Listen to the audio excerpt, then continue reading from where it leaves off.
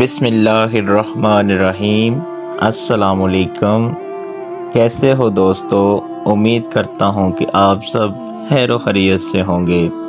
آج میں آپ کے سامنے جو واقعہ بیان کرنے جا رہا ہوں وہ بہت ہی پیارا واقعہ ہے کہ مور کو جنت سے کیوں نکالا گیا۔ تو آئیے دوستو، میں آپ کو بتاتا ہوں کہ مور اب جتنا خوبصورت ہے اس سے کہیں زیادہ جنت میں یہ خوبصورت تھا۔ مور کی خوبصورتی پہ سبھی پرندے فدا تھے، لیکن ان سب خوبیوں کے باوجود مور نے ایسی کون سی خطا کی جس کی وجہ سے اللہ تعالیٰ نے اس کو جنت سے نکال دیا۔ دوستو، اللہ تعالیٰ نے جب حضرت آدم علیہ السلام اور اماں حوا کو پیدا فرمایا، اس کے بعد اللہ نے ان دونوں کو جنت میں بھیج دیا۔ وہ دونوں جنت میں بہت ہی پرسکون رہتے تھے، بہت ہی لذیذہ میوے پھل کھایا کرتے تھے، لیکن انہیں جس اناج کو کھانے سے اللہ پاک نے منع فرمایا وہ اناج گندم تھا، کیونکہ شیطان حضرت آدم علیہ السلام کی وجہ سے ہی جنت سے نکالا جا چکا تھا۔ اسی وجہ سے شیطان نے حضرت آدم علیہ السلام سے دشمنی کی ہوئی تھی۔ شیطان یہ چاہتا تھا کہ وہ کسی بھی طرح حضرت آدم علیہ السلام کو جنت سے نکال دے اور ساتھ میں اماں حوا کو بھی جنت سے نکال دے۔ جب شیطان کو یہ خبر ہوئی کہ حضرت آدم کو تمام میوے کھانے کی اجازت ہے لیکن گندم کھانے کی اجازت نہیں، تو شیطان انتقام کی آگ لیے جنت کے دروازے کے پاس بیٹھ گیا اور 300 سال تک وہاں پر بیٹھا رہا کہ کوئی جنت کے دروازے سے باہر آئے اور شیطان اس سے بات کر سکے۔ ایک دن اچانک سے مور جنت سے باہر آ گیا۔ شیطان اس کو دیکھتے ہی خوش ہو گیا۔ شیطان نے پوچھا، اے خوبصورت پرندے، تم کون ہو؟ تو اس خوبصورت پرندے نے جواب دیا کہ میں مور ہوں، اب تم اپنا بتاؤ کہ تم کون ہو؟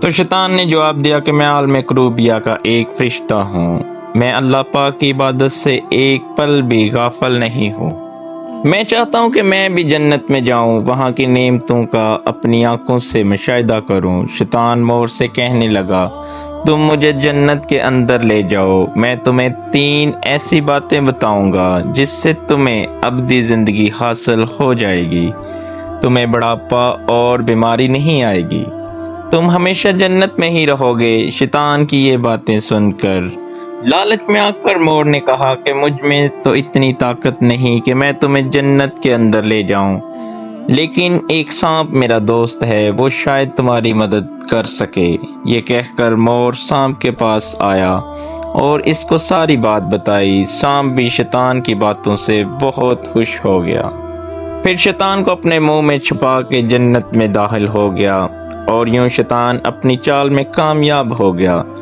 جنت کے تمام نگہبانوں کا یہ معلوم تھا کہ شیطان یہ چال چل رہا ہے اور جنت میں داخل ہو چکا ہے۔ فرشتے شیطان کو جنت سے نکالنے لگے، تب ہی اللہ پاک کا حکم ہوا کہ اس کو ابھی تک جنت میں ہی رہنے دیا جائے۔ وہ فرشتے اللہ تبارک و تعالیٰ کے حکم سے رک گئے۔ شاید یہ حضرت آدم علیہ السلام کا امتحان تھا۔ شیطان حضرت آدم علیہ السلام کے پاس آیا اور اماں حوا کے پاس جا کر اپنی محبت کا اظہار کرنے لگا۔ وہ دونوں ہی شیطان کو پہچان نہ سکے، کیونکہ ماضی کے مقابلے میں شیطان کی شکل تبدیل ہو چکی تھی۔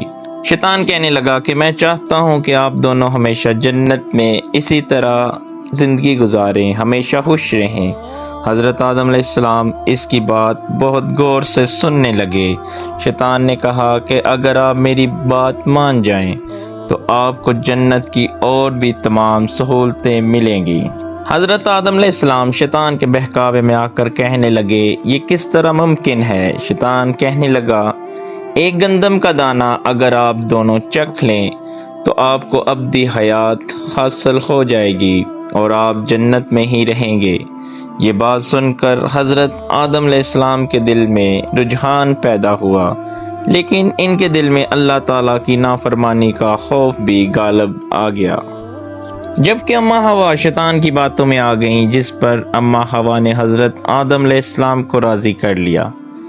پھر اس کے بعد ان دونوں نے اس گندم کے دانے کو چکھ لیا۔ جیسے ہی گندم کا دانہ ان کے اندر گیا تو ان دونوں کے سطر واضح ہو گئے، جس کے بعد دونوں اپنے اپنے سطر چھپانے لگے اور خوف خدا سے کانپنے لگے۔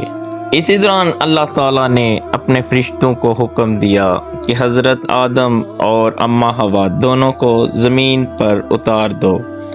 حضرت آدم علیہ السلام کو سری لنکا کے قریب نیچے زمین پر بھیج دیا، جبکہ اماں حوا کو جدہ کی سرزمین پر اتارا گیا۔